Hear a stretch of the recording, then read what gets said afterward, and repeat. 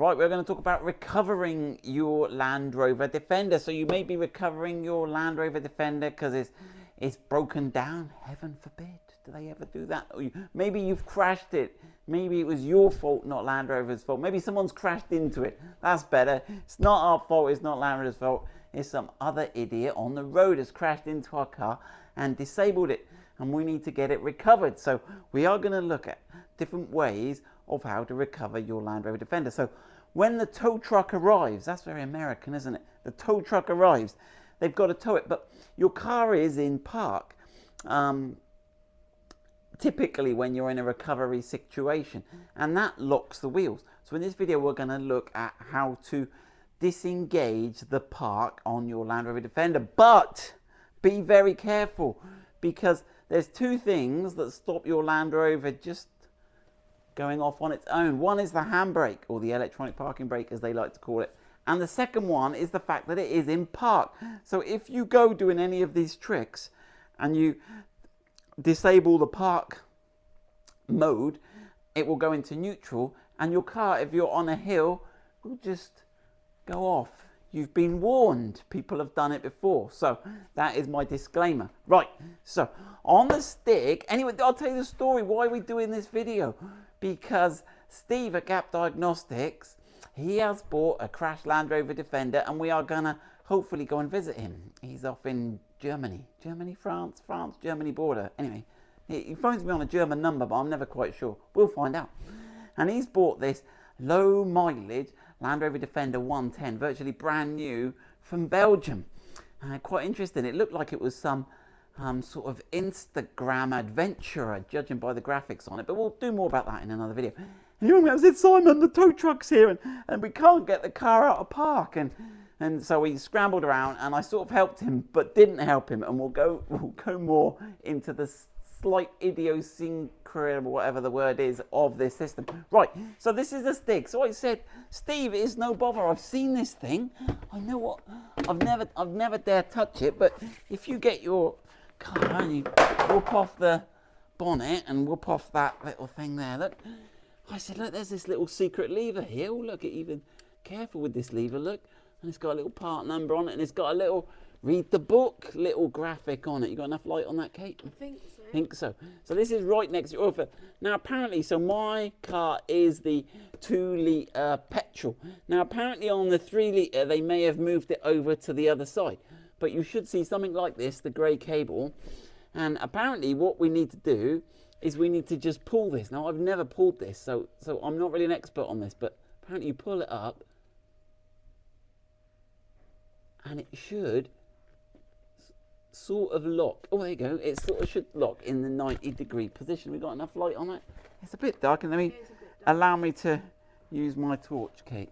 There we go. Oh yeah, when you do the lighting and the filming, I'll just chatter on. Right, so it pulls up and it stays up. Now that should have put my car in neutral, so we will test it. We are on a nice flat ground. I'm in no danger of the stig running off anywhere.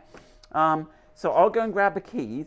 We will disengage the handbrake and we will see if indeed we can push and pull the car. But there's more to come. Don't go, I know how to do it, because we'll have a look on the 90. They've got away with this secret lever and you've got to pat your head while rubbing your tummy to disengage park mode on the 90, as we'll see shortly. But let's just get the stig free rolling and then we'll go and have a look at the 90. Right, so let's have a look. So it should be in neutral. I'm not going to press the brake. I'm just going to have a look what it says on the dashboard. Right, so one thing to note is we've got the parking brake on. We've got the P, the red P there. Press brake when starting. What it still shows P here, but I think it's all disengaged, so I'm not going to touch anything. So I'm just going to disengage the parking brake. So to disengage the parking brake, you've got to press the brake. Obviously that's so that you don't just pull it off and roll away. And then I'm going to pull the handbrake lever down here. Sorry if it's... Oh, let me open the door. Look, I'll give you a bit more light. Oh, he's going to start bonging. Let's pull that.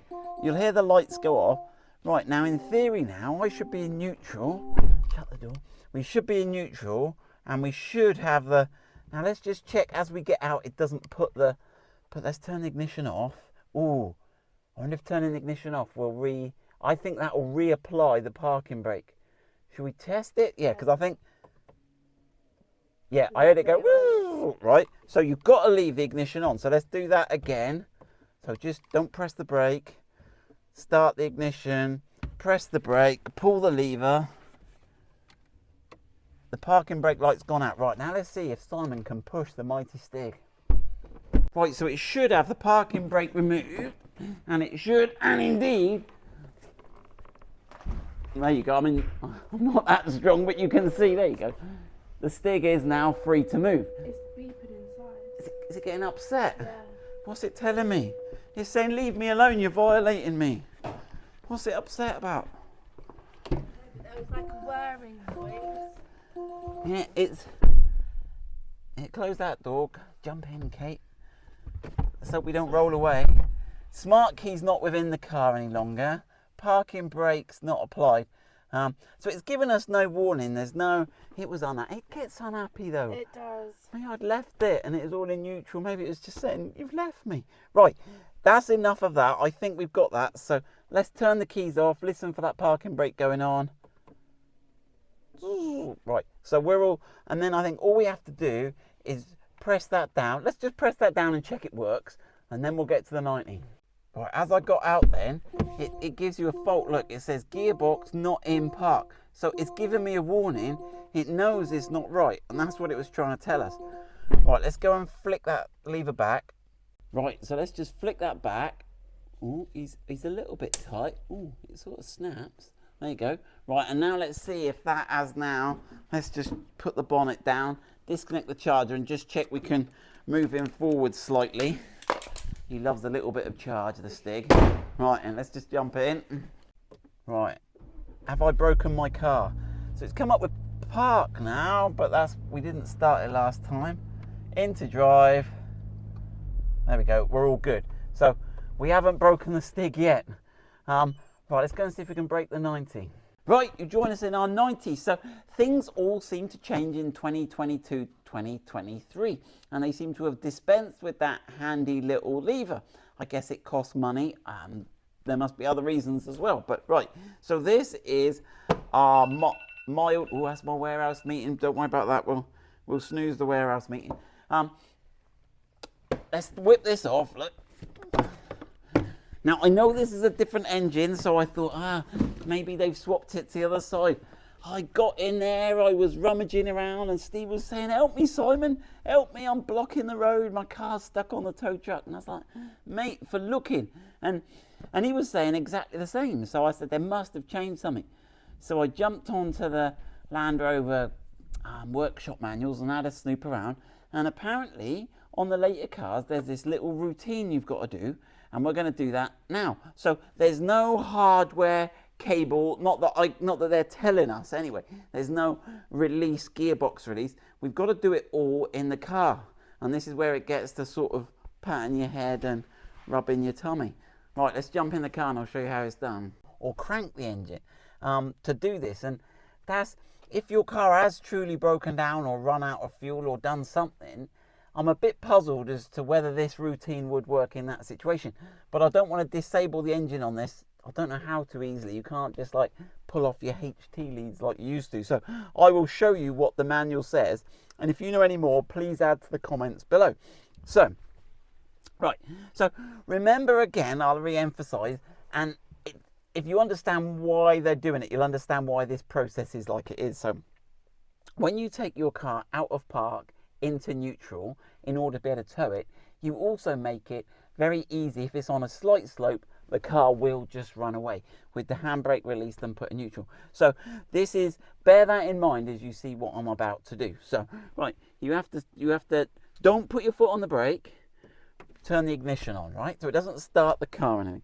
Then you have to put your left foot on the brake. Now obviously putting your left foot on the brake is not a normal way of driving an automatic. And then what you have to do is press the accelerator. I'll explain it first, then I'll do it. You have to press it for 1 second, let it off, then while keeping your foot on the brake, and obviously that's to stop the car rolling away. And then you have to put your accelerator down and hold it until you get a message on the screen. So here goes. Foot on the brake, holding it all the time. Accelerator fully down, off, accelerator fully down. Now watch the screen. Watch the screen. There you go. So it says the gearbox is in service mode. Press the brake pedal and something or other. I couldn't read it. And press start to release the car. So, right. So I'm gonna swap my feet around now. So it's still in. It will stay in this for like 10 minutes apparently. So I am now going to press the brake and press start. Now the engine will start, but it will go into neutral, and then we'll have to release the handbrake. So let's have a go. So if I press start, okay, so, oh, it hasn't done it. We're in park still. We're still in park. All right, let me try that again. It should still be in gearbox mode. Let's have a look. Is it going to tell me? Let me turn the ignition on. Is it going to give me the warning that it's in the press brake when starting? Is it still in the gearbox service mode, or has it slipped out of it? I think it's right. Let's put it back in then. So press and hold the brake. 1, off. 1. Keep waiting. Watch the dash. Service mode. Okay. Press the brake pedal and press start to release from park. There you go. It's gone into neutral this time. Okay. So we've got neutral there and neutral there. Now the trouble is you have to leave the engine running. So now we're in neutral, but we then have to release the park brake. So keep your foot on the brake, pull the handbrake up, and then we're in neutral with no park brake. So in theory, the car could now move as I let my foot off the brake. But the problem is, if you want to get out the car, look what happens. So if I open the door, it puts it into park and puts the handbrake on. So you have to stay in the car so hopefully there's 2 of you doing this or whatever, which probably should be anyway, but you have to stay in the car with the door shut and the engine running to do it in. Now obviously I don't know how that would work if you couldn't start your car, but that's all the knowledge I know. So be very careful with this one, and hopefully it'll get you out of a pickle. But I've waffled way too much. If you're by the side of the road, I do apologise. Have fun, stay safe. Right, Kate's asked, she's always asking questions there. Well, you've got out the door now and you stopped it. How do you sort of put it back like we did on the stick? Now, I think we just get back in, start it up again, and I think it will be fine. So we'll start the car, put it in drive. It's all gone into drive. There you go. Yeah, it all works. So I think it's as easy as just ignition cycle and it opening the door, getting out, and it only lets you put it in as soon as you open the door or do anything. It takes it straight out of that funky recovery mode. Good luck.